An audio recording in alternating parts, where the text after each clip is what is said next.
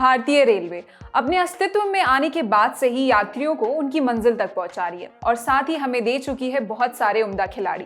Indian sports के कई दिग्गज हैं जिनका रेलवे से कोई ना कोई रिश्ता है, फिर चाहे वो महेंद्र सिंह धोनी और निक्की प्रधान जैसे टीम गेम के इंटरनेशनल स्टार हों या फिर तमाम ऐसे दिग्गज जिन्होंने पर्सनल इवेंट्स में कमाल किया।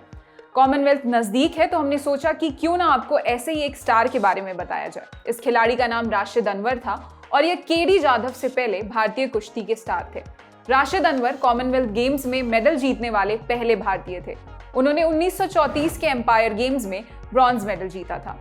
जान लीजिए कि कॉमनवेल्थ गेम्स शुरू में एम्पायर गेम्स के नाम से जाना जाता था और इनकी शुरुआत 1930 में हुई थी।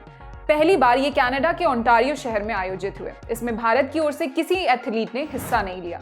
दूसरे ब्रिटिश एम्पायर गेम्स इंग्लैंड की राजधानी लंदन में हुए। इसमें भारत के 6 खिलाड़ियों ने हिस्सा लिया। भारत के 6 एथलीट्स ने 1934 कॉमनवेल्थ गेम्स में एथलेटिक्स और कुश्ती में हिस्सा लिया था और यहीं पर राशिद अनवर ने देश का पहला कॉमनवेल्थ गेम्स मेडल जीता। कुश्ती की वेल्टरवेट कैटेगरी में उन्होंने तीसरा स्थान हासिल करते हुए ब्रॉन्ज मेडल अपने नाम किया था। राशिद अनवर का जन्म 12 अप्रैल 1910 को हुआ था। भारतीय रेलवे में काम करने वाले राशिद अनवर की पोस्टिंग लखनऊ में थी। दावा किया जाता है कि वो वेल्टरवेट कैटेगरी में 8 बार से ज्यादा नेशनल चैंपियन रह चुके थे। उन्होंने 1936 बर्लिन ओलंपिक्स में भी हिस्सा लिया था। वहां राशिद को दूसरे राउंड में हार का सामना करना पड़ा था।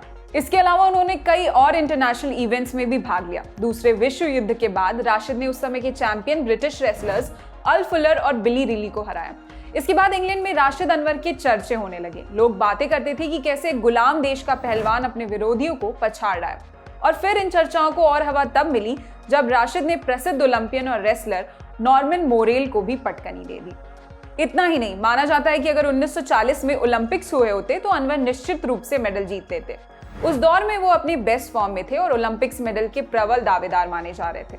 लेकिन दूसरे विश्व युद्ध की वजह से इसका आयोजन नहीं हो सका। इस युद्ध के दौरान अनवर ने एम्बुलेंस ड्राइवर के रूप में घायलों की मदद भी की थी। हालांकि 1957 में उन्होंने एक बार फिर रेसलिंग में वापसी की। 1959 में उन्होंने मशहूर कुश्ती चैंपियन हैंस ट्रेगर को मार दी और इसी के साथ उनके शानदार कुश्ती करियर का अंत हुआ। 1973 में लंदन में राशिद अनवर का निधन हो गया। कई रिपोर्ट्स में यह भी कहा जाता है कि उनका निधन 1983 में हुआ था।